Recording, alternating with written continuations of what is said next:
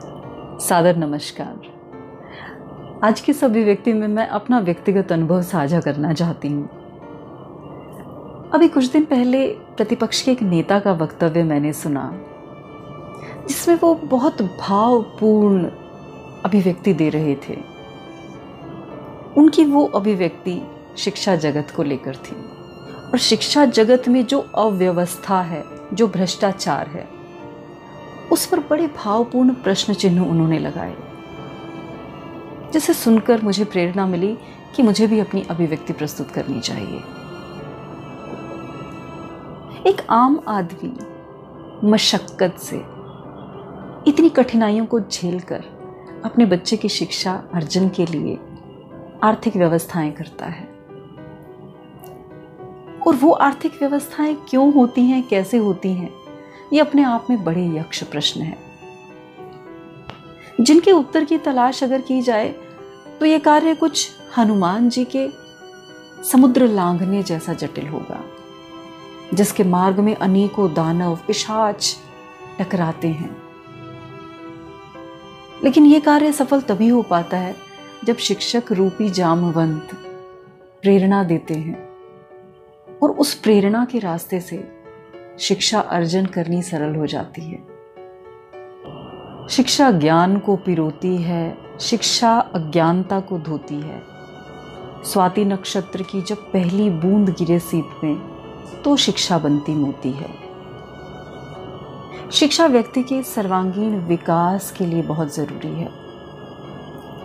और कहा जाता है कि शिक्षा कुछ दो तरह की होती है, एक लिबरल एजुकेशन और एक ऐसी एजुकेशन जिसे प्रोफेशनल कहा जाता है और जो व्यक्ति को व्यावसायिक जीवन के लिए सहायता करती है। लिबरल एजुकेशन कौशल विकास में सहायता करती है, जो स्किल्स को डेवलप करती है, और ये जिंदगी के हर एक कदम पर बहुत आवश्यक हो जाती है। डॉक्टर सर्वपल्ली राधाकृष्णन ने क्या खूब कहा था, that education is not for employment but it is a better way to make better men and women. लेकिन शिक्षा के आधुनिकीकरण को देखकर अगर मंथन किया जाए तो ये कहना गलत नहीं होगा कि दासत्व के परिणाम वाली आज है शिक्षा। यहाँ है मुख्य दो ही भूमिकाएं, भृत्यता, भिक्षा। यहाँ या तो कहीं बनकर मुहर्रिर पेट का पालन करो, या मिल सके तो भीख मांगो, अन्यथा भूखे रहो। भूख ये सबसे बड़ा सवाल है जिसके जवाब के लिए हर माता पिता अपने बच्चे को शिक्षा प्रदान करना चाहते हैं। अब शिक्षा प्रदान करने का जो प्रोसेस है, ये बड़ा जटिल प्रोसेस है। माता पिता को लगता है कि यदि उनका बच्चा किसी सरकारी नौकरी को प्राप्त नहीं करेगा तो शायद ये भूख मिटाना उसके लिए बहुत मुश्किल हो जाएगा। सरकारी नौकरी उनके लिए एक ध्येय के समान होता है, जैसे प्राप्त करने के लिए वो कुछ एक इस तरह का चैलेंज अपने बच्चे को देते हैं, जैसा द्रोणाचार्य ने अर्जुन को दिया कि सामने चिड़िया की आंख की तरह उन्हें वो दिखाई दे। अब ऐसे में माता पिता अपने बच्चे के लिए शिक्षण संस्थान की खोज करते हैं, और ये शिक्षण संस्थानों की गगनचुंबी इमारतें, जिनकी ओर देखना भी कुछ इस तरह से होता है कि अगर किसी ने सर पे टोपी पहनी है और वो ऊपर देखे तो सर की टोपी नीचे गिर जाए। किस तरह से अर्थव्यवस्था से समझौता करते हुए एक बूढ़े माँ बाप अपने बच्चे को शिक्षा प्रदान करते होंगे, अपने पेट काट के एक एक पाई पाई जोड़कर कुछ ऐसे सपने संजोए होंगे जिन्हें तोड़कर, जिनके साथ कॉम्प्रोमाइज करके, और वो पैसा अपने बच्चे की शिक्षा में लगाते होंगे, एक उम्मीद के साथ कि जब उनका बच्चा शिक्षित होगा तो वो अपने भविष्य को संभाल पाएगा। प्रत्येक माता पिता को पता होता है कि ये शाम न विद्याम न तपो न दानम ज्ञानम न शीलम न गुणो न धर्मम ते ही मृत्युलोके भुवि भारभूता मनुष्य रूपेण नगाशरन्ति। और शायद इसीलिए वो इस लंबी यात्रा को कवर करते हैं।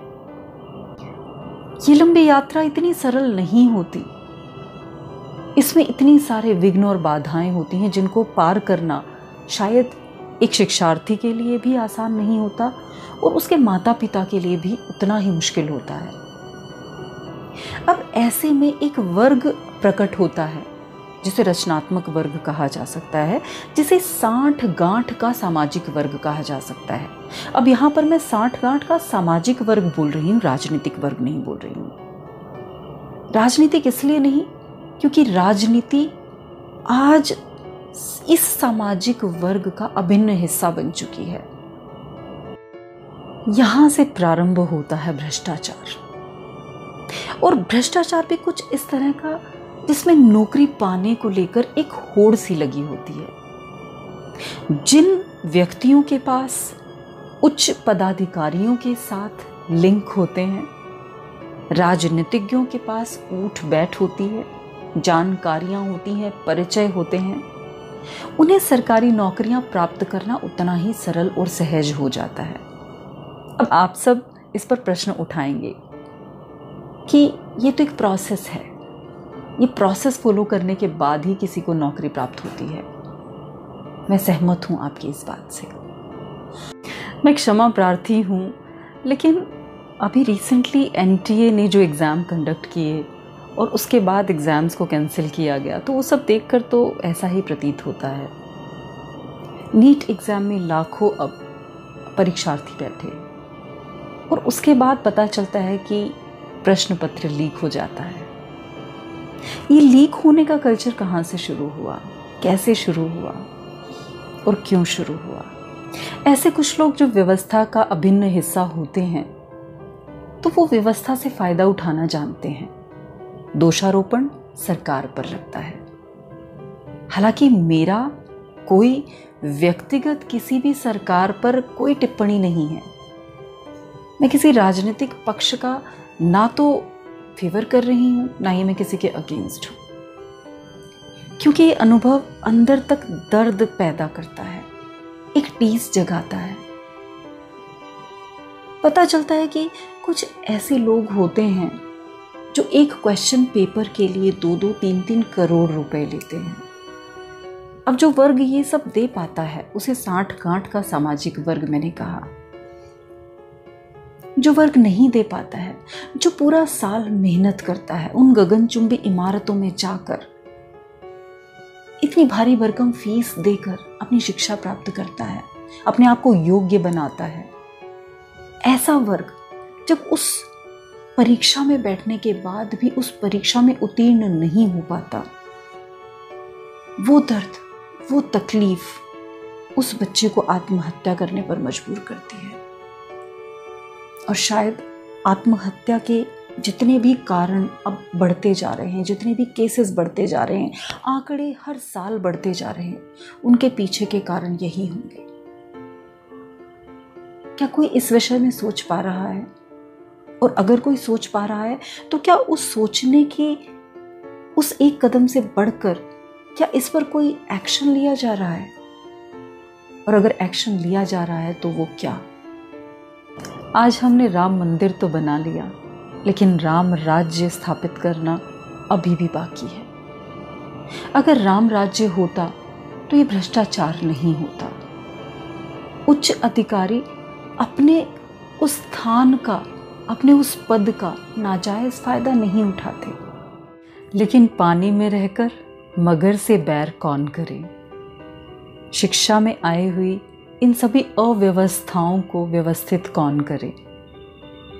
यदि भ्रष्टाचार है तो उस भ्रष्टाचार को दूर कौन करे? इस समाज को स्वस्थ समाज कौन बनाए? इन सभी प्रश्नों का हल आपको और हमें ही देना होगा। इस अभिव्यक्ति को मैं लगातार जारी रखूंगी। आने वाले कुछ वीडियोस में इन्हीं पर चर्चा हम करते रहेंगे और कोशिश करेंगे कि इन समस्याओं के कुछ समाधान खोज पाएं। आज के लिए इतना ही। धन्यवाद।